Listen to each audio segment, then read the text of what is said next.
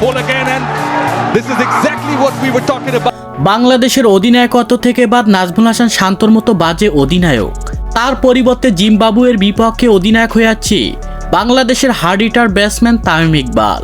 আর যা দেখে রীতিমতো অবাক হয়েছেন হাজারো কোটি ক্রিকেট ভক্ত সমর্থকরা। হ্যাঁ দর্শক, বিস্তারিত জানুন পুরো ভিডিও জুড়ে। একটা সময় যে তামিমকে দেখা গিয়েছিল মিথ্যা অপবাদ আর নানান অজুহাত দিয়ে বাংলাদেশ টিম থেকে বের করে দিয়ে একের পর এক সিরিজ খেলে চলেছিল বিসিবি বস নাজমুল হাসান পাপন। তবে যেন ভক্ত সমর্থকরা হাজারো চেষ্টা করে ফেরাতে পায়নি সেই তামিম ইকবালকে আবারও বাংলাদেশ টিমে। এরপর থেকে যেন দেখা গিয়েছে নাজমুল হাসান শান্তকে ক্যাপ্টেন্সি দেওয়ার পর থেকে এখন পর্যন্ত কোনো ম্যাচতে ভালোভাবে ম্যাচ জেতাতে পায়নি নাজমুল হাসান শান্তর মতো বাজে অধিনায়ক। এরপর যেন দেখা গিয়েছে কিছুদিন আগেই চ্যাম্পিয়ন ট্রফি ম্যাচেও যেন নিউজিল্যান্ড এমনকি ভারতের বিপক্ষে ওপেনিং ব্যর্থতার কারণে খুবই লজ্জাজনকভাবে ম্যাচ হারার পরে যেন একেবারে লজ্জার মুখে পড়ে গিয়েছে বাংলাদেশের বিসিবিরা।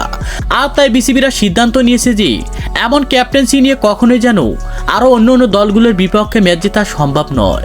আর তাই নাজমুল হাসান শান্তর পরিবর্তে জিম্বাবুয়ের বিপক্ষে খেলার আগেই তামিম ইকবালকে অধিনায়ক বানিয়ে আবারও দেশ ছাড়তে যাচ্ছে বাংলাদেশের বিসিবিরা।